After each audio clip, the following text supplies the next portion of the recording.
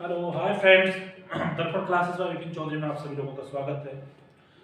मैं विपिन चौधरी दर्पण क्लासेस से आप सबके बीच डेली माइनर एक्ट को लेकर दहेज प्रतिषेध अधिनियम 1961 को मैंने कल आपको पढ़ाया था और आज भी उसमें कुछ अधूरा ऐसा कुछ बचा हुआ है कि जो बहुत सारे सवाल ऐसे रह गए हैं, कुछ धाराएं ऐसी रह गई हैं। धाराएं कुछ विशेष हैं, कुछ अविशेष हैं। मैक्सिमम जितनी इंपॉर्टेंट थी मैंने धाराओं को कराया है, बाकी आगे भी इसमें डिस्कस हम करेंगे। माइनर एक्ट में दहेज प्रतिषेध अधिनियम 1961 है। महिलाओं को संरक्षण प्राप्त करने के लिए सरकार ने, सांसद ने एक नियम बनाया था 1961 में, जिसे हम कहते हैं दहेज प्रतिषेध अधिनियम 1961, डाउरी प्रोहिबिशन एक्ट 1961। हमने कल एक बात बताया था, धारा 8 के कुछ मामलों में सबूत का भार। कुछ मामलों में सबूत का भार इट मींस, मेरा कहने का मतलब है कुछ मामलों में महिलाओं को सबूत का भार दिया जाता है, जिसमें सबूत से ये दिया जाता है कि वाकई मेरे साथ ये घटना घटित हुई। तो इसीलिए धारा 8 सेक्शन 8 के में कुछ मामलों में सबूत का भार दिया गया है। एक है धारा 8 है दहेज प्रतिषेध अधिकारी। एक दहेज का प्रतिषेध अधिकारी होता है। मैंने कल आपको पढ़ाया था दहेज लेना भी और दहेज देना भी दोनों ही अत्यंत गुनाह माने जाते हैं, मतलब कि गैर कानूनी है। मैंने बताया था दहेज से पूर्व का जो टाइम बताया था, दहेज के बाद का भी धारा 6 में, कि उसमें 2002 साल की सजा और 5,000 तक का जुर्माना है। आई बात समझ में? 3 मास तक उसकी अवधि का साइन मैंने आपको कल बता चुका हूं। तो इन सबको करने के लिए दहेज प्रतिषेध अधिकारी होता है। दहेज प्रतिषेध अधिकारी मतलब दहेज के लिए मना करना, ठीक है ना। दहेज प्रतिषेध अधिकारी बोलते हैं उसे। धारा 9 कहती है नियम बनाने की शक्ति। नियम बनाने की शक्ति, देखो इसमें नियम बनाने की शक्ति, जिसने कानून बनाया उसे नियम बनाने की भी शक्ति होती है। तो इसमें नियम बनाने की शक्ति है, धारा 9 कहती है नियम बनाने की शक्ति। धारा 10 कहती है राज्य सरकार को नियम बनाने की शक्ति। ये तो होती है केंद्र सरकार का नियम बनाने की शक्ति, क्योंकि ये हमेशा कौन बनाता है? पार्लियामेंट। कौन बनाता है मेरे प्यारे बच्चों? पार्लियामेंट बनाता है। पार्लियामेंट बनाता है। लेकिन धारा 9, धारा 11, धारा 10 कहती है राज्य सरकार को नियम बनाने की शक्ति। जो धारा 10 है उसको राज्य सरकार को नियम बनाने की शक्ति है। आपने देखा होगा एक होता नियम और एक होता विनियम। हमेशा ऐसा नहीं है जिस स्टेट का मामला है राज्य सरकार उसमें भी नियम बना सकती है अपने स्टेट के अंदर। धारा 9 जो नियम बनाने की शक्ति होती है वो केंद्र सरकार की शक्ति होती है। केंद्र सरकार मतलब कि पार्लियामेंट की शक्ति होती है। और दहेज का मामला संज्ञेय में अजमानती अपराध है। स्त्री को संरक्षण इससे प्राप्त होता है और महिला सशक्तिकरण का एक ये विशेष कदम है। आप किसी भी फैमिली कोर्ट में जाएंगे तो नाक से ऊंची फाइल आपको मिलेंगे, 2,500, 3,000, 5,000, 6,000 फाइल। सबको निस्तारण मुश्किल से कितना होते हैं डिस्पोजल? बहुत कम। उनका निस्तारण इसलिए नहीं हो पाता क्योंकि तादाद बहुत ज्यादा है और एक मजिस्ट्रेट पर या एक जज पर बहुत ज्यादा इसका प्रभार रहता है। 125 भरण पोषण के साथ साथ जरूर डालेंगे।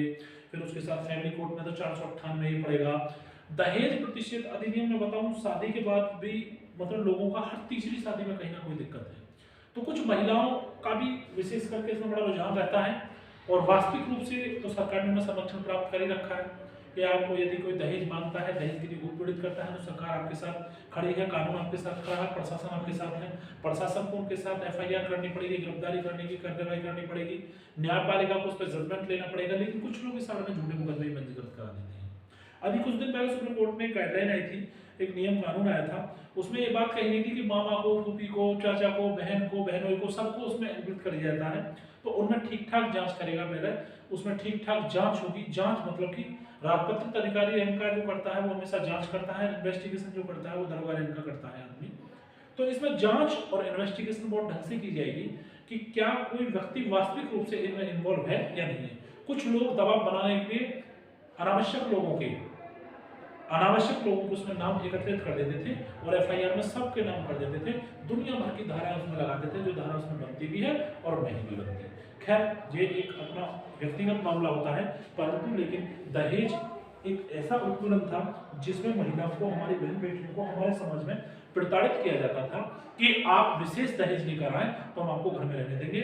और इस दहेज के लिए लोगों ने हत्याएं भी की।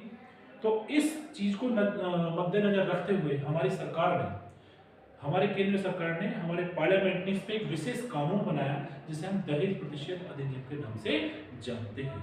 इस दहेज प्रतिषेध अधिनियम में से अवश्य आपके कई सारे क्वेश्चन आ सकते हैं। मेरे प्यारे बच्चों, इस माइनर एक्ट को, जो 9 माइनर एक्ट जोड़े हैं, मैंने लगभग 5 एक्ट आपको करा दिए हैं। कंप्लीट होने वाला है। आपके 3-4 एक्ट और बचे हैं, आपके एग्जाम से पहले वो एक्ट भी आपके करवा दिए जाएंगे। मैं एक और बात कहना चाहूंगा कि पेपर में वो कहते हैं, कमेंट्स मेरे पास आया था कि पेपर बहुत वाइड है। वाइड सभी के लिए है, किसी एक बच्चे के लिए वाइड नहीं है कि एक ही बच्चा है उसके लिए वाइड है, तो सभी के लिए वाइड है। जीएस का पोर्शन बढ़ाया गया है, मेंस में पोर्शन बढ़ाया गया है।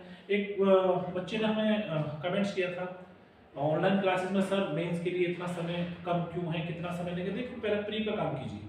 प्री बहुत खतरनाक होता है, 150 नंबर का इसमें जो आएगा कानून और 100 नंबर के जीएस के क्वेश्चन आएंगे। तो जीएस में सिर्फ 50 क्वेश्चन माइनर एक्ट के मान के चलिए और 50 क्वेश्चन आप सिंपल जीएस के मान के चलिए, जिसमें करंट वगैरह सब कुछ है।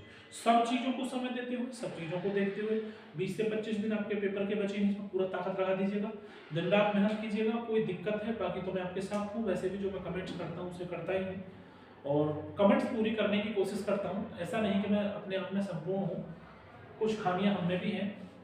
तो इन खामियों को दूर करते हुए इस चीज़ों को पढ़ें और इन चीज़ों को समझें और इन चीज़ों के बारे में डिस्कस करें।